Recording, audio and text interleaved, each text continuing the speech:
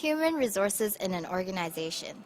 At the top of an organization is the Chief Executive Officer, also known as the CEO, responsible for acting as a figurehead and ambassador for the organization, to lead the team of directors, to represent the desires, ideas, and beliefs of the workforce, and also to formulate organizational objectives. Moving on, there's the Board of Directors, who are responsible for the overall running of the entire business. There are two different types of directors. The executive directors work full-time at the organization and make decisions about the daily running of the business. There are also non-executive directors who do not work full-time, but are consultants used for their particular area of expertise. After that, we have the management, who are responsible for a team of people and are responsible for certain tasks.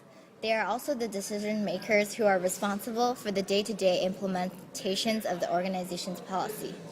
After that, we have the supervisors and team leaders, who are junior managers that will also carry out some of the decision making. Lastly, we have the other employees, or also called operatives. They are responsible for carrying out the activities instructed by the supervisors and team leaders. They also make up the majority of an organization's workforce.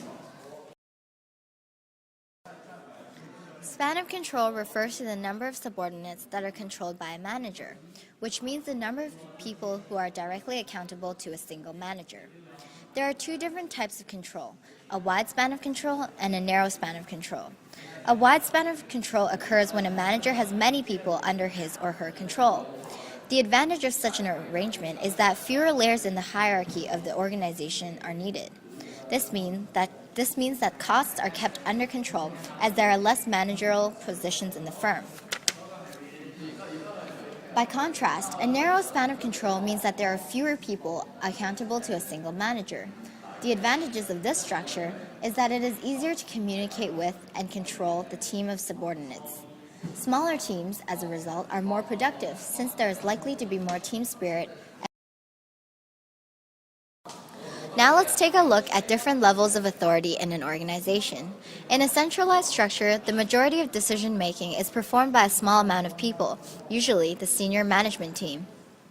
Decisions are made through people in the center of the structure, without any form of communication between other members of the organization.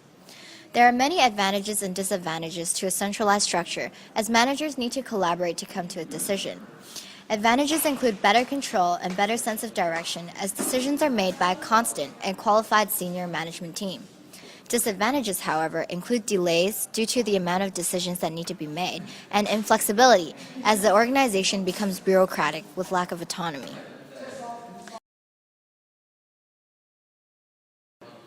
A decentralized structure is an alternative decision-making system where authority and responsibility is passed on to others. Although the key power is still centralized in the heads of the senior management, other departments may be empowered to make decisions on behalf of the organization. Some advantages of decentralized structures include more input from the workforce, faster decision-making, and higher morale, as empowered staff are more likely to feel motivated.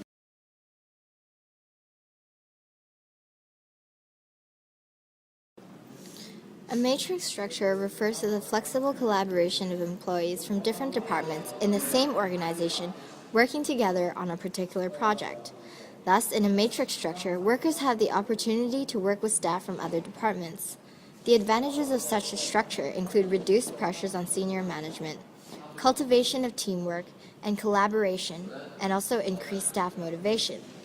There are also disadvantages, however, such as conflicts of loyalty, prioritization, and difficulty in getting along with team members.